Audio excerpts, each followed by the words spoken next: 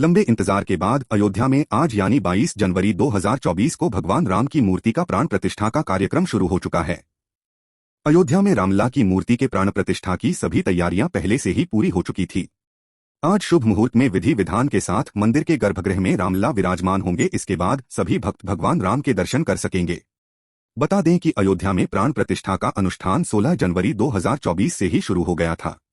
प्राण प्रतिष्ठा का शुभ मुहूर्त आज अभिजीत मुहूर्त यानी दोपहर 12:29 से लेकर 12:30 के बीच अयोध्या के नए मंदिर में भगवान की प्राण प्रतिष्ठा शुरू हो चुकी है।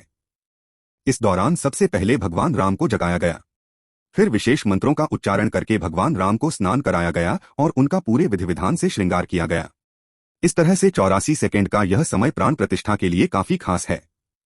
प्राण प्रतिष्ठा के लिए क्यों खास है 22 जनवरी की तारीख? राम मंदिर तीर्थ क्षेत्र ट्रस्ट ने रामलला की प्राण प्रतिष्ठा के लिए देश भर के विद्वानों और शीर्ष ज्योतिषियों से इसका शुभ मुहूर्त निकलवाया गया था। रामलला की प्राण प्रतिष्ठा अति सूक्ष्म मुहूर्त में की जा रही है। इसके लिए बस 84 सेकंड का समय है। प्राण प्रतिष्ठा का यह मुहूर्त पंडित गणेश्वर शास्त्री ने निकाला है। राम जन्मभूमि तीर्थ क्षेत्र ट्रस्ट ने रामलला की स्थापना के लिए 17 जनवरी से 25 जनवरी के बीच की तारीख बताई थी। इसमें से 22 जनवरी को श्रेष्ठ माना गया। ऐसा इसलिए क्योंकि ज्योतिष गणना के अनुसार 22 जनवरी यानी आज की तिथि और मुहूर्त अग्निबाण, मृत्युबाण, चोरबाण, नृपबाण और रोगबाण से मुक्त है। आज प्राण प्रतिष्ठा पर बन रहे हैं ये सभी शुभ योग। आज 22 जनवरी यानी कि पौष माह की शुक्ल पक्ष की द्वादशी तिथि पर कई तरह के शुभ योग बन रहे हैं।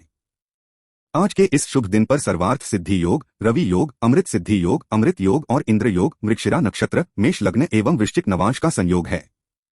क्यों जरूरी होती है मूर्ति की प्राण प्रतिष्ठा?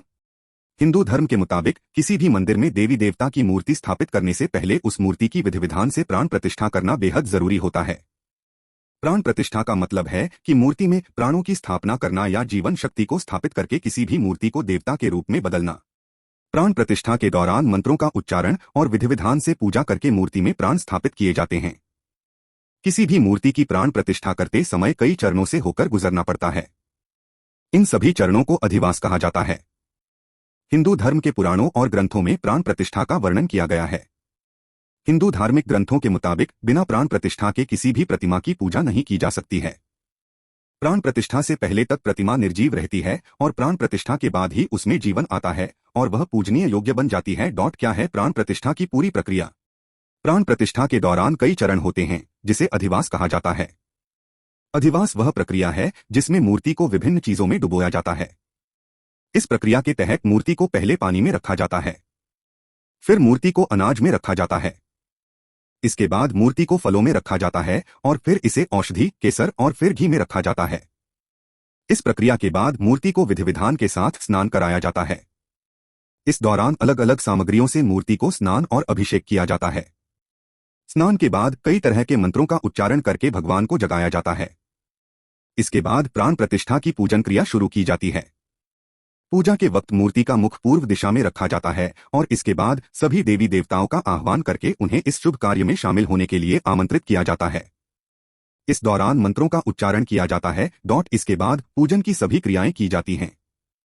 इस दौरान भगवान को नए वस्त्र पहनाए जाते हैं और उनका श्रृंगार किया जाता है।